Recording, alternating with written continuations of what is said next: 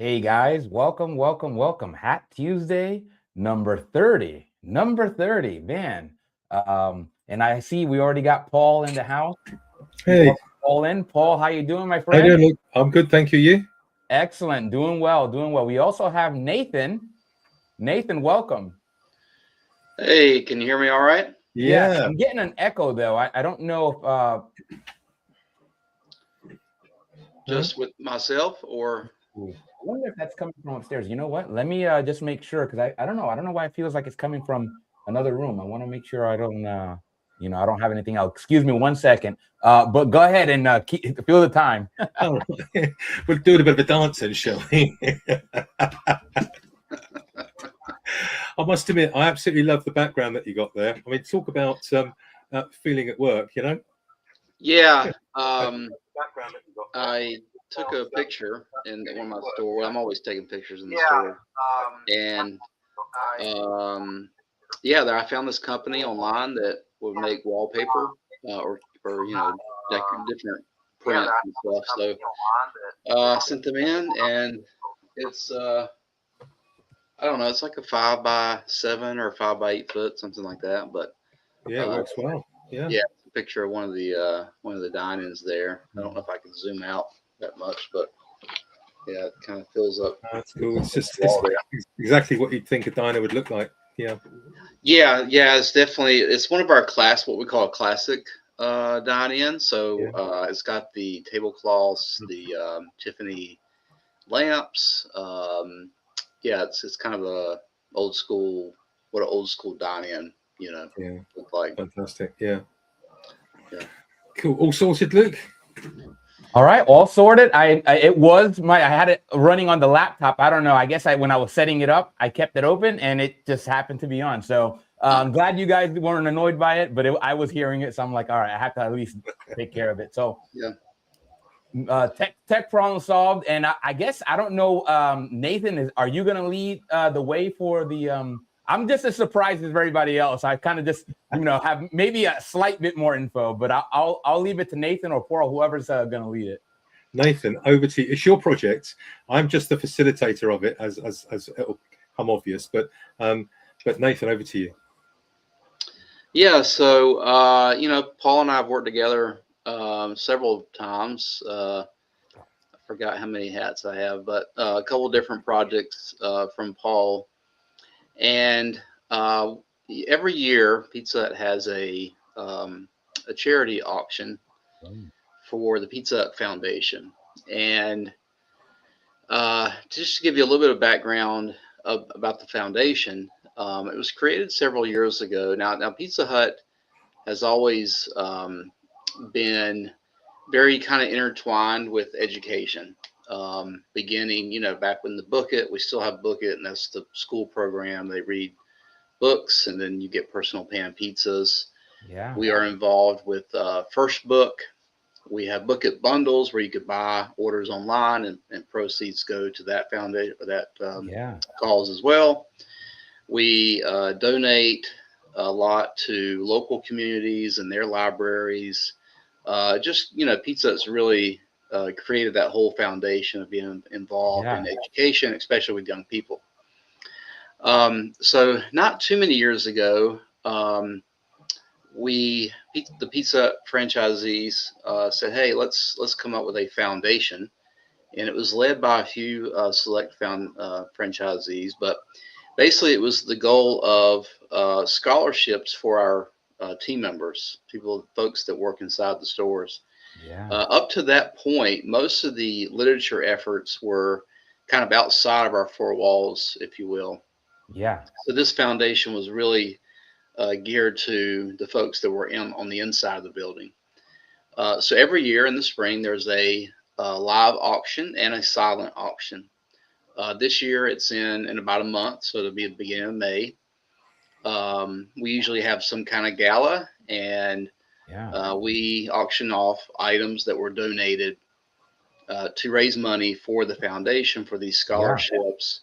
I looked it up earlier. I think the last figure I saw was so far, I think they've given out about $300,000 in scholarships for young folks. we've had some team members because there's a whole vetting process. You apply, and then once you meet certain criteria, you'll be granted a scholarship. So we've had a couple of team members that actually won some scholarships, which was kind of nice to go and recognize them and for what they do in our stores as well. But so I called Paul up and I said, hey, I got an idea for a donation item. And obviously, Paul makes hats, so we kind of started playing around with some ideas on some hats and what could we create to provide an item that would raise some money for this great cause. Yeah. And I don't know, Luke, did you find the video of the? I found the video. First of all, really catchy. Obviously from the 60s. I'm gonna do my best. I don't think I really done any video here, and I've always scared about copying. Hopefully, if Pizza Hut finds this, Nathan, you could put in a good word that I meant well. But I'll try to show the video because one, I just like, wow, this is like it feels like almost subliminal. I'm gonna try to cue it up that way hopefully the folks at home can see it and then hopefully also hear it. Okay. And it's fairly short. So let's see here. And you guys at watching at home, let me know if you're catching the sound on. Let's see here.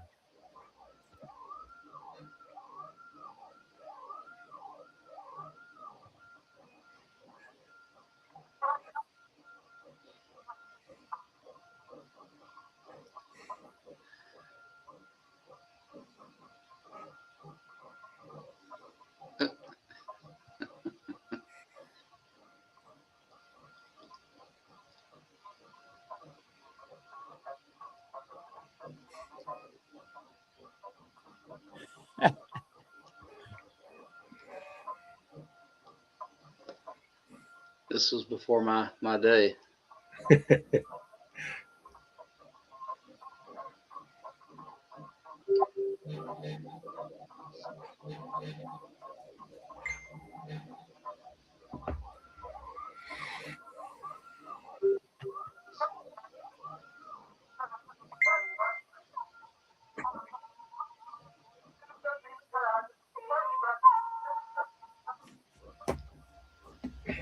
All right. Yeah, so that became famous for Putt Putt to the Pizza Hut. Yeah, and you saw Pizza Hut Pete. Pizza Hut Pete was in there, and I think I've got that over there. Yeah. So I think mid '60s, there were still some hat wearers, or probably more hat wearers then than there are now. So I saw a few hats in the video. Yeah. My school bag. Oh yeah, the bucket. Wow. Yeah, there you go. So the main character, I guess, in the commercial, we noticed he had a fedora on, almost like a trilby or a stingy brim. I think Luke, you would probably like that. So I don't know if you had the stills of the gentleman. I'm going to try to pull those up because this is a separate thing. But let's see if I can try to pull up the stills here. I may have to stop sharing the other one. Let's see if I can finagle this here. All right, it's not being cooperative, but if I open it again, you guys that have watched the show early on know about the song and dance that I usually have to do with some of these, but we'll see if it can cooperate. I'm just happy. Did you guys hear the sound on the video? I heard a little bit. It didn't come through real well, but it's easy to find. All you have to on YouTube, you can just put in Putt Putt in to the Pizza Hut. I guess to the Pizza Hut. It's just really cool. And I gotta tell you, one of the things, and you guys know I'm a kind of a curious mind. My Alexa will share some facts when I ask it questions. And one of the factoids that it shared was about Pizza Hut was that Pizza Hut actually launched a pizza into space sometime in the early 2000s, I think it was. That's correct. We had the first pizza delivery in space. Yeah, I'm like, that's wild. I mean, I don't know how I missed that, but I did. I'm like, That's pretty awesome. Yeah, we've always been try to be a trendsetter, like try to lead the pack there with things like Yeah, that. I And love it. while Luke's pulling that up, so yeah, so Paul and I started going back and forth with some ideas, and we noticed that the gentleman in the commercial had a black fedora, and we said, hey, I wonder if we can recreate that hat. And the more kind of the ideas started to evolve, you can imagine it just kind of went in different directions, and it was, it kind of blossomed to what it was going to turn into. Right. But we thought, well, he could make a hat, like the commercial. But it's like everybody hat wearers know, it's a lot about the sizing. What if we Right. make a hat that's too small or too big? So Paul had the idea to let's turn this into really a custom hatting experience. So with the foundation of the commercial and the visual that we have from the commercial and the type of hat it was and all that, we got together. We kind of sent some ideas back and forth. We added a little bit of more flair to it, I think, some PJM trim, and really spice it up to kind of make it into a modern piece. We really wanted a hat that wasn't just I forgot, like a promotional hat. Yeah. Sometimes you get a hat and it's got a logo on it, and it's something you wear at a golf tournament or something. But we really wanted a hat that would be worn, that could be enjoyed, but at the same time have that flavor of Pizza Hut and what it Yeah. stands for. So we ended up, with the final hat, the item, and it's a beautiful, and the way the experience is going to go is that whoever wins the auction, whoever outbids whoever, um, will have a personal consultation with Paul. Yeah. They'll do measuring, do a head measurement, and then the discussion starts from there about the hat with the winner of the auction, and Paul will dare build the hat for him. This would be a Yeah. one of one item. Paul, with coming the ideas, we said, well, let's make a prototype to kind of give it a run so that we can polish anything off for the final product for the winner of the auction. So he sent that to me, and this was the first one that I've had that we really tested the fitting Yeah. with the French curve and really getting the size down perfectly. So I feel pretty confident, like the winner of the auction, when they go through this consultation process and they're able to measure their head and different things, they're going to really have a really nice fitting hat. Yeah. We wanted to make it a great quality hat. We didn't want things like cloth sweatbands, Right. cloth material. We really wanted a high quality product. So it'll be a 100% beaver felt Nice. fedora, a leather sweatband, a custom hat liner, as well as the trim. And it really turned out beautiful. So I've got it in the box here, so I'll try to get it out. And All right. Paul, while I'm doing that, do you want to add anything to the kind of creative process that took place?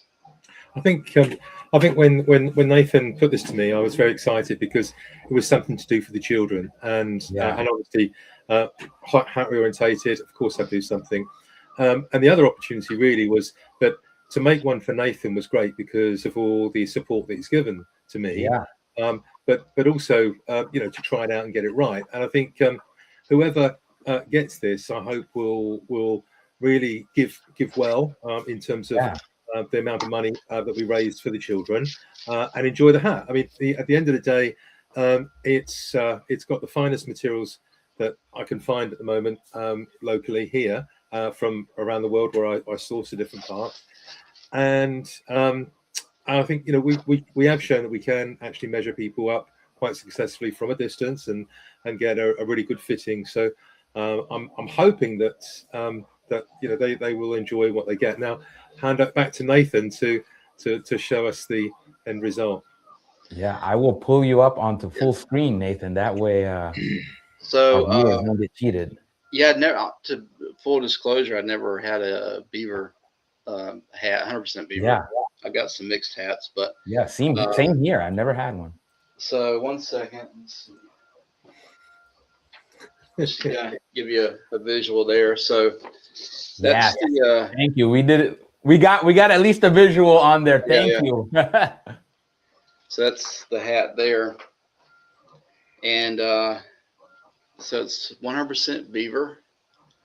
Oh my gosh. Oh, that's gorgeous. Yeah. Oh my gosh. So a couple of things we did. We did a Pizza Hut red trim there. Yeah. I don't know how well the color's coming through on the camera, but Yeah, it's a bit orange, isn't it? Yeah. so we did that, and then we just kind of wanted that really unique thing that said, hey, well, what is that? Something different. Yeah. So we put a little red stripe right there. Of course, Pizza Hut's known for the red roof. Yeah. But it's got that nice, is this center crease? I guess that's what you would call it. Yeah, center bash. So the custom liner, which is pretty cool. So it's. Oh my gosh. Oh, Paul, you did well. Thank you. I mean, I had no doubt, but I mean, wow. So red liner here, and then the logo there. Of course, Paul's got his signature on there. A nice black leather sweatband as well. And I don't know if that's showing up where is it worded backwards? Because I don't know how to flip the camera. Oh no, I think it's showing up great. Yeah, I can read it. Yeah, I can read it just fine. So it's showing up on my screen. Okay, so yeah. So this is the prototype. This will be on display in San Diego. On May 9th, I think, is the day of the auction. Yeah. We have valued it at $1,200. For the beaver, 100% beaver, the customization, and along with the logo, the leather sweatband. So yeah, that's the value we've put on it. I expect it to go for a few thousand. Yeah. We'll see what the bidders, think of it. But it will be on display there and with the other auction items. Yeah. So I gotta tell you, anybody would be proud to have that. And Paul, I don't know if that's the same orange. It looks similar. It's a bright red, but it's not come through. Okay, got it. Yeah, I was wondering how the color went through. Orange, but yeah, okay, got it. Yeah. Got it. Yeah. Oh my gosh, that looks so good. That liner, obviously beaver. And here's the thing. I mean, I feel like a hat like that, even if it's not somebody that collects hats, they're gonna want to own this. Yeah, there we are. I don't know if that comes through any better or not. Yeah, it does. Yeah, now right there. It looks that I can see the red now. Okay, so that's the red. Got it. Would love to watch it. Yeah. So Josh is asking, is the auction going to be streamed? It will not be streamed. That's a good question, though. Probably. Oh yeah. I don't know if you want that room streamed at that moment. Yeah. It could be. Yeah, it could be a nice discreet thing. Also, like significant others not knowing that their other half is bidding on thousands of dollars. Well, yeah, we find that the bids go higher when it's an open bar. So yeah, I love it. Yeah, smart. Oh my gosh, the red really pops there, and that lining. I got to tell you, that lining is so elegant. And again, this was the first hat that we did with the test sizing with the hat block, and Paul's got the hat block there. So I think he blocked it with a 59.5. Yeah. And then made the hat block, and he'll do the same, very much same process, I think, with the bid. But I mean, it's a perfectly fitting hat. It just, I mean, I can't imagine anything fitting fitting better. And you chose top quality materials. So like, I mean, Yeah. somebody's going to get a really super hat here. And I love it. And the fact that it goes to charity. And this is like, we've talked about it. Like Paul and I have talked about trying to do good with this hat hobby. And I feel like this is like the example, right? Like, I think this is a perfect example of how you can use hats, right? One of your passions to do good for the world, right? Yeah. Yeah. I mean, it's lovely, isn't it, to think that something that we enjoy, if it can help somebody else, how good is that? I mean, it's I feel very honoured to have been asked, and you know, somebody somewhere will end up with a beautiful hat, which hopefully they'll wear to the various Pizza Hut events and feel quite special in enjoying it. And of course, Nathan, you'll have the opportunity to wear that at the events, and no doubt, you know, enjoy it as well. Yeah. And you know, just the felt is just it's very unique, and I love it. It's a great deal. And Josh, you have to make it a part of your uniform. That could get expensive, but man, I would love to work at a place where I get to wear a fine hat as part of a uniform. I mean, well, I said all of the area managers should have one, you know, Luke, so that it gives me a production line. But not sure. But it's 100. Morgan asked, what block did you use, Paul?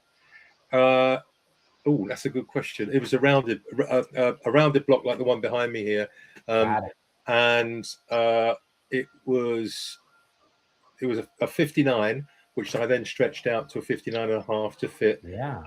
Because I made the block for Nathan's shape from the design that he sent me, and then measure that round so that I know exactly how big the sweatband needs to be. So whenever you're making a hat, always make the sweatband to the size that you want, and then you can stretch the hat out. Always block it to a smaller size so that you can actually stretch it out larger, and then make sure that the sweatband just drops in so there's no kinks around the edge, and then you can stitch it in, and it comes up to a good size. Oh my gosh, I still can't get over, like, that's fantastic. I love it. And again, I shouldn't be surprised for one of Paul's hats, but every single time, like, wow, you know, that's art to me, you know. Oh my gosh, that's gorgeous. I'm sure there's lots of hatters that could probably do it, but it was just lovely to be asked, and it was just, you know, it's a nice combination of Nathan's thoughts, the color combination from the corporate colors of Pizza Hut, and then my ability to bring that together. So, you know, that whole came together and produced something that there will be something quite special. And no doubt I'll probably do a letter to the person and sign it and you know, give them a whole experience, which hopefully they'll value. You know, and we get we've got a good amount of money for the children. But I love that. And like I said, it just feels like something more companies should do, because, you know, you see a lot of companies trying to stand out in terms of like highlighting some of their charitable contributions. I feel like something like this, and, you know, hopefully that a lot of that business goes Paul's way. You know, given that, you know, he's already demonstrated that he's done such a fine job. But, you know, again, any of our hatters here or any of the hatters that we know, if that can be a legitimate way to, one, get their product in front of more eyeballs, and also simultaneously do good for the community, what's not to like? Well, yeah, I mean, if any hatters came on here and donated a hat, I'd be happy to. And then if you did an online auction or something, Luke, that would perhaps be near Christmas or something, and then donated the money to toys, you know, fantastic. But just to reassure Nathan, and I think I've told him anyway, but I've got the FEPSA felts here. I've got two in case there's a Murphy, and I muck it up, you know. But there's 200% Beaver 100 gram felts there, and then you know, I've got the Pizza Hut logos already done. The liners are made up, so, you know, it's all ready to go when it's been paid for and done. So you know, we're just waiting for the whole thing to take place now, really. Yeah, and I really like how it turned out, that, you know, it's not like and really, I think Paul hit the nail on the head when we were designing it. He was like, look, we need to make a hat that really like somebody's going to wear. It's not going to be a promotional item. It's not going to be that, because with something like this, you could wear personally and different events or in a suit or whatever.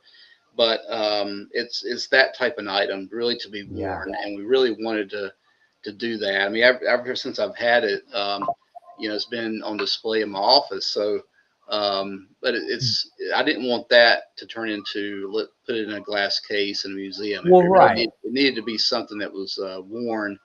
So I'm excited to debut it, and for the auction winner to be able to really wear it, enjoy it, and get the use out of it that we as hat lovers, really enjoy. Yeah. And that's the part, like I said, what I love, and again, we've talked about the examples, the Mets fedora, obviously the ebony and ivory that I'm wearing today. I felt inspired. I kind of had a feeling that we're going to see something really special here. And I was not wrong. And so I said, okay, let me get the ebony and ivory. But again, that's the part where you're really not limited. And I think that's how, in all of our discussions about like the vintage game versus buying from a custom hatter, this is when you can kind of, let your imagination run free. Like what is the vision? And Paul's that kind of hatter that, working together, you guys create something. And like I said, I'm just going to call it art, right? Like, again, no insult to, to the art world, but for me, that's art. Yeah. And we used a little bit of Chat GPT. I mean, I basically had the picture from the commercial, and I was like, hey, just recreate the hat. And, obviously it's a black fedora. But there was just something like, man, this is deserving of a little bit of salt and pepper on it. So as we started kind of playing around with it, is what we got up with the trim and the color scheme, which is Pizza Hut colors, So it turned out really super nice. I'm so thrilled to have it, So you said that this is going to happen next month. First weekend of May, we'll be traveling to San Diego, and I think the auction is on May the 9th. Love it. And I've already sent all of their paperwork in and the description from the now world renowned hatter, Paul John Murphy. Yeah, that's right. Again, the world. So terrific. Fantastic, love it. Yeah. Anybody would be proud to have Paul as their hatter, and like I said, the work speaks for itself. Obviously, the man happens to be a great, a great ambassador for the community, and it's always nice when you have that kind of like the best of all worlds, right? Oh man, I'm just kind of like, I get blown away by that stuff. It's kind of like But you can just imagine. To me, it looks very much like a brand called Bellissimo, which was out of New York. And I think there are some Jewish gentlemen that have put together a hatting business, predominantly to provide their community, and some really fancy sort of. They're at a budget end, they're not top end, but there's some fun colours going on in their designs, which are quite attractive. And I look at this hat and I think, you know what? I'd be really chuffed to wear that with a nice black suit and a black t-shirt or something, and that would be, going out of an evening, that would look really cool. Yeah, I could see a rock star wearing that. I could also see somebody buttoned up, in an Italian suit wearing something like that. I mean, I don't know. For me, I feel like it's a versatile hat. Yeah, and I'd even get some silver chain and go from the center of the bow there just down and have a little hat motif on there or something. It just pops, look, this one is one that I made. I think I told you I made this to go to my father's funeral, and this is 100% beaver fur felt, and it's a nice hat. Don't get me wrong, but it's fairly plain, isn't it? It's very formal, and obviously it was for a formal occasion, and I don't wear it too often unless I'm wearing a dark suit. But I think when you look at that one and you look at this one, that one just pops off, it just really makes a huge difference having the trim in an enhanced color. Agreed. I completely agree. And you guys already know how I feel about brim trim. Again, it's a nice way to kind of just add a personal touch. Like if you're doing it on a custom job, again, we've talked about the sports fedora. We've talked about whatever color scheme out there. If you want to get a hat, right? So some folks like, I don't know what I'm gonna do for my next hat. You want something usually a little different. That brim trim, and I see, like I said, the red on the ribbon, right? The ribbon bow. That's such a nice touch that I feel like that needs to be more incorporated, like more often. That right there just looks just great. It goes really well. It's Yeah. Oh, there you go, Morgan. Same way, Morgan. Completely agree. Brim binding. Again, if it's a custom thing, obviously, if I'm looking vintage, it's gonna be whatever it is. But it just catches my eye, and it makes me want to go and make the hat mine. Yeah. Yeah, I think I've only got one PJM without brim trim. Yeah. And that was the double decker with the cording. And I thought, because that was a hat he had in stock, and we just kind of like played around with it a little bit. Yeah. But I felt with the double decker and the cording, that was kind of the main piece. So there's no brim binding on there. Yeah. But yeah, I think, and before I really got into hatting, the brim binding was like, not really sure about that, you know. Yeah. But most of my hats do have some sort of brim binding on there. Yeah. For me, like I said, it just takes it home, right, for the hat. I think also what you see when you're actually making the hat is that that's the one. Yeah. Yes. Is that it brings the when you're using and I must be fair, I have got the ribbons that are vintage ribbons. Yeah. But not all in loads of colors, because even though I go and buy them whenever I can, sod's law, I don't always have the colors I need. So I use the polyester ribbons, which, like it or not. What happens is that you put it on the brim trim here, and then you heat it when you iron it down, and it actually brings in the felt. So then you can shape it, and it gives a lot more stiffness and therefore shape to the hat. So like yours there would be a lot less stiff, Luke, if it didn't have the brim trim on it. Again, I love it. I always learn something. Again, I think that's the benefit of having folks like Paul and Robert and Josh and all the other hatters that happen their way on here, is we get a little bit more of that nuance of what it gets in there, and it helps to kind of, for those future purchases, right? It's like you don't know if you don't know, right? Hopefully it inspires a few people. I mean, I do get messages from people that have seen the videos and things. So that's really nice. Here we go. This is a flat cap. I ordered from Boston Scally. All right. And had the little logo on there, but I thought that was nice. Nice little companion with the Is that going along with it, or is that just something that's personal? Yeah, just something I was playing around with. I'm looking for somebody in the stores that likes flat caps, that would want to enjoy it and wear it, because it's on my shelf here with all my other items. So I'll find somebody that really likes flat caps. But it's it was my second Boston Scally. And I mean, it's they feel good. They're well made. Both Scallies that I have are. Yeah, I have a couple of Boston Scallies, and I'm pleased with all of them. Okay. Man. I love that. My wife in my office calls this my old man hat. So I've heard that term as well for the flat cap. I don't know. I don't know how to respond to that. I'm like, as if that, I always say, like, as if that was an insult, to be old. Like, that's Brian Forbes. He goes by old school, right? Because being old is cool. Not old school, old school. And I love that phrase. I love it. Yeah. Cool.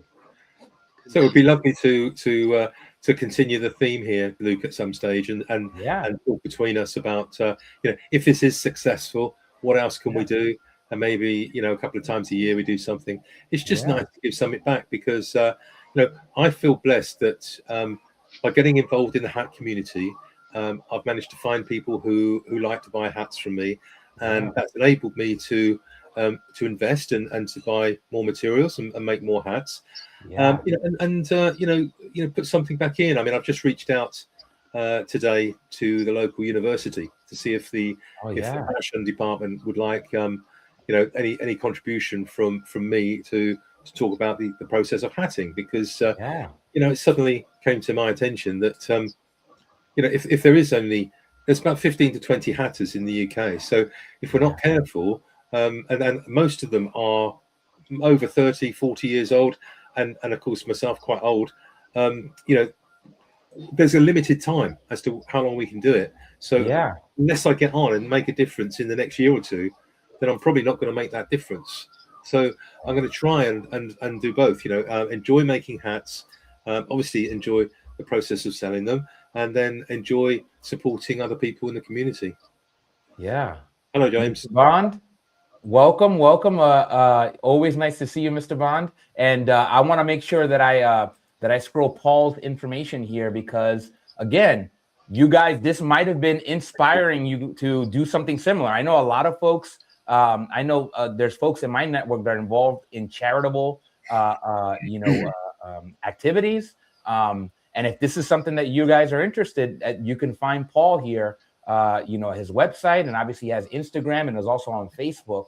Give him a holler. Like I said, Paul is, like I said, I'm sure Nathan can agree.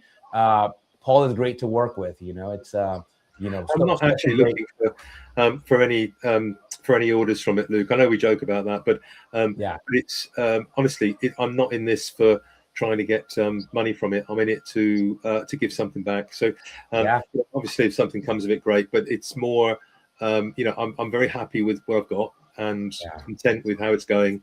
So it's just great. And to see Nathan wearing it, when you think about it, it's been made over, the materials have come from America, from Portugal, from the UK to my little property. And they've been made into a hat, and then they've sent back out to America. And all of that happened within the space of a couple of weeks, really, about 3 weeks, I suppose. And it's amazing, really, what we can achieve globally now, not just in hats, but with the advent of the shipping facilities becoming so much better, and manufacturers being more willing to ship overseas. It does bring the commercial world a bit closer together, which is great. And I'll speak a little bit to the evolution of the project, and I speak to this because when you work with a hatter, this is what you get. You get that whole experience. So basically, I sent Paul a picture of a black fedora, and said, "Hey, let's start there." And it went through several. I mean, we probably got a thread of. We did a call, I think, and then we had a thread of probably 30 communication pieces going back and forth about different aspects of the hat and testing different things out. So, but that's what you get, when you go custom with a custom hatter, and it's not an outrageous expense, like some I think that it is, but it's really not. And the value that you're getting in it is so far superior to any other kind of hatting experience that you'll get. You get custom sizing, you get exactly the materials you were wanting, you get you get this idea like, hey, I want it like this, but then as you start consulting, it starts to get refined, and then you get this final piece that you're going to have for a lifetime. So it's truly a great experience for the ones that can do that, and it's not outrageous expensive. It's very, very reasonable to what you would buy from the hat companies that we see online every day. Correct. I completely agree, and it's one of those things where I'm like, how many times nowadays are you able to obtain something bespoke, right? And it's just not in a lot of folks' price range. But that's why I've always lauded Paul for his prices. Even when you do the conversion, you're like, wow, I didn't expect I can get into the custom hat game at that price. And then on top of that, the the service, right, in the interaction, and then just feeling creative. Because I don't know, for me, sometimes I like to think that I can be creative, and I certainly not an artist, but it allows you to kind of just flex a little bit of those creative muscles sometimes, and then when it turns out as good or even better than you expected, it's like, wow, hey, Yeah, because I can look just looking at ladies man Luke here, the hat that he's got on, and I'm looking at the hats in the background. Now there's three hats that kind of pop out in Luke's picture. The one that he's wearing, the one that's got the orange trim, for the Mets, and then that red one kind of pops out. So that's the three that, and I know two of them are custom. I'm not sure about the red. This is a Brian Forbes. I call this the snowflake. Okay. This is a hat that, man, I don't wear it that often, but I have worn it. You can see that snowflake pattern on here, and then the red lining. Oh my goodness, I have not seen this hat before. Yeah, this is again, Brian, just a very different style, right, that you get to see. And this might qualify like as kind of more of a festival hat, but this one caught my eye, and I'm like, man, what you got to love the artistry. But I agree, red, this I call it the Carmen Sandiego hat. I always get compliments on that hat. It's I didn't make it custom, but it is a custom hat. It is a D-Bar J hat. So shout out to D-Bar J, in Nevada.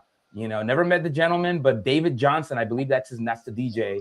And I get a lot of compliments, especially from females, right? So females that happen to go on to our Facebook boards, they seem to really love this. I mean, I just think I agree. It just pops. And I think red has a big part to do it. And that's why I really like seeing that red lining and then obviously the red trim. Yeah, and I experimented with the red before I reached out to Paul, and I love a red hat. I have a red Western hat that I end up giving it away actually, but I went with the black because I thought, if I want a hat that somebody's going to wear and really enjoy, it takes confidence to wear a hat. It takes a lot of confidence to wear a red hat. So I thought with the black that it would be more formal, more user-friendly. So that's why I kind of went the black and then just put the trim in there. So I really love it. Man, wow, what a home run. And again, that my hope is that somebody goes, obviously somebody else that's at a different organization and it catches fire because, again, anything that we can do to normalize hats, and if we're able to do good at the same time, it's like, man, what's not to like? Well, it'd be lovely to see what this raises, and I mean, let's hope that it's a significant amount of money and makes a difference to somebody or some of the charity.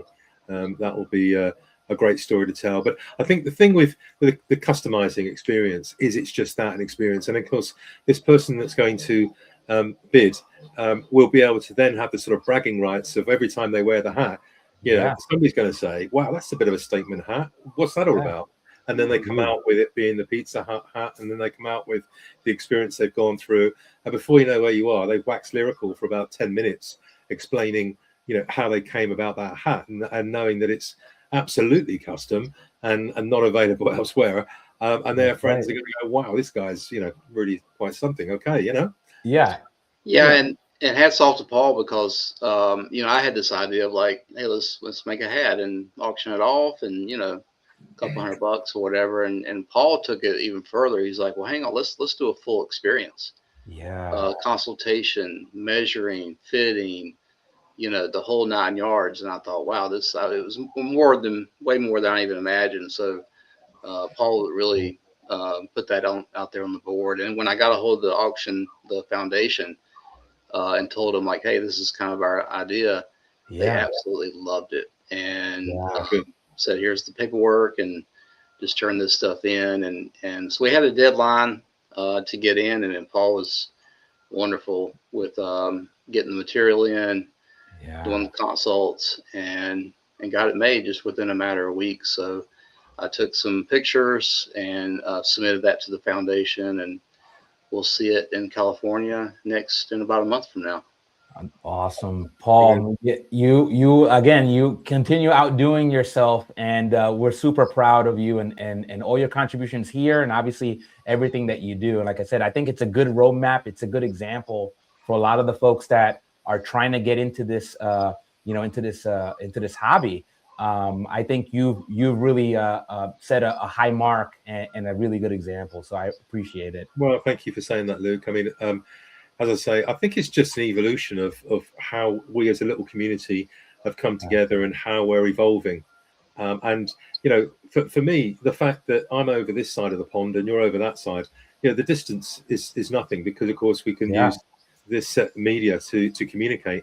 So how good is that, So I think, one of the objectives I'd like to do is to get more of our UK hatters, not that there are many, but see if I can get one or two of them to come on the show, and then see if we can get them involved in something like this. But it would just be a nice way of just showing people that we are a bit more than just hobbyists looking at our hats. We actually do something positive in the community. Yeah, absolutely. And I welcome, like, if the winner wants to come on and talk about, maybe they're not a hat person, but I set this channel up not to be just folks for the the experienced hatter, although you're welcome here, but also for those folks that are just hat curious, as I like to always say. If you're just curious about hats, you got your first hat, and again, doesn't have to be the world's great. It doesn't have to be made of beaver, although that's great too. Whatever hat you love, or you're just curious about, you come on here and talk about it. And who knows? Like I said, you never know where that ends up leading. That's why I always keep that door open. Yeah, I could see Paul even making like a what is it? Artemis? What's in space now? Artemis 3, Yeah, the Artemis 2, something. Yeah. I mean, I don't know, like that. This is kind of a space gray. I don't know. You could come up with an Artemis themed hat. There's all kind. You could go in all different directions with liners and hat bands, and make all kinds of themed. The creativity is really just limited by your imagination. I agree, man. Wow, what a home run, Paul, Nathan. Thank you, guys. I want to make sure that before we close out, I want to make sure that I didn't cut you guys off, or you guys didn't want to share anything else or any details. I appreciate the time and allowing the forum to to kind of kick this off. And like I said, it's kind of been under wraps up until now. So thank you for giving us the time, and Paul and I, to really display this piece of art that's really for a good cause, to help the team members and help education purposes. Pizza has really been a trendsetter in regards to literacy and education, and this is just one little piece of the puzzle that Paul was graciously willing to participate in. So very grateful for that. Yeah, thank you. Yeah, thank you, Pizza Hut. Thank you both. And and I want to thank Paul, Nathan. I want to thank Morgan, Josh, and Mr. Bond, James, Jim in the audience. Again, this was I had few details, so hopefully you guys don't hold that against me. But I love it. I love surprises, especially like hat surprises. So, what I'm gonna leave you just like I always leave you. Support these fine folks. If you want that information, you can reach out to either Paul or Nathan to find out about that auction. If you want to get in on that, hopefully you win. But even if you don't win, you at least are doing something for a good cause. And but even if you don't, right? Even if you don't support, you should. What you always got to do, no matter what, right? Or we'll get Pizza Hut Pete after you, and he's too cute to do anything. Maybe he'll just hit the little subscribe button for you. But the one thing you got to do is you got to stay hatting, my friend. Have a great day. Ciao, everybody. Ciao.